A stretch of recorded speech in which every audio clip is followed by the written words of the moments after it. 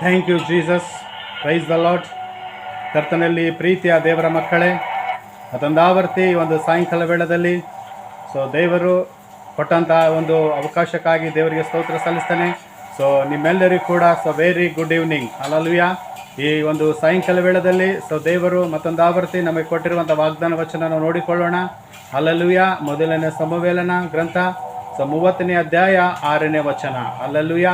ಇಲ್ಲಿ ದೇವರ ವಾಕ್ಯ ಹೇಳುತ್ತದೆ, ಕರ್ತನಲ್ಲಿ ಬಲಗೊಳ್ಳಿರಿ ಎಂಬುದಾಗಿ. ಹಲ್ಲೆಲೂಯಾ. Praise the lord.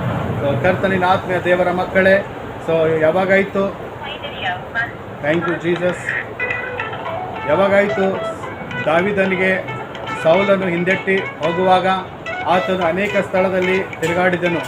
ಆ ಸಮಯದಲ್ಲಿ ಆತನು ದೇವರನ್ನು ಕೊಂಡಾಡಿದನು ಮತ್ತು ದೇವರಲ್ಲಿ ಬಲ ಹೊಂದಿದನು. ನನ್ನ ಕರ್ತನಲ್ಲಿ ಪ್ರೀತಿಯ ದೇವರ ಮಕ್ಕಳೇ, ಇವತ್ತು ನಿಮ್ಮ ಶತ್ರುಗಳು ನಿಮ್ಮನ್ನು ಬೆನ್ನಟ್ಟಿದ್ದಾರೆ. ಅನೇಕ ಕಣ್ಣೀರು ಸಮಸ್ಯೆಗಳನ್ನು ಇರುವುದಾದರೆ ಇವತ್ತು ನೀವು ಯಾರಲ್ಲಿದ್ದರೂ ಬಲಗೊಳ್ಳುವುದಕ್ಕೆ ಆಗೋದಿಲ್ಲ. ಆ ಯೇಸು ಕ್ರಿಸ್ತನಲ್ಲಿ ಇದ್ದರೆ ಮಾತ್ರ ನೀವು ಬಲ ಹೊಳ್ಳುವುದಕ್ಕೆ ಸಾಧ್ಯ. ಅವತ್ತು ದಾವೀದನು ಸೌಲನಿಂದ ತಪ್ಪಿಸಿಕೊಂಡು ಹೋಗಿರುವಾಗ ಆತನು ಕರ್ತನಲ್ಲಿದ್ದುಕೊಂಡು ಬಲ ಹೊಂದಿದನೆಂಬುದಾಗಿ ನೋಡುತ್ತೇವೆ. ಇವತ್ತು ನೀವು ಕೂಡ ನಿಮ್ಮ ವೈರಿಗಳು ಆ ಸೈತಾನು ನಿಮ್ಮನ್ನು ಹಿಂದೆಟ್ಟಿದ್ದಾರೆ.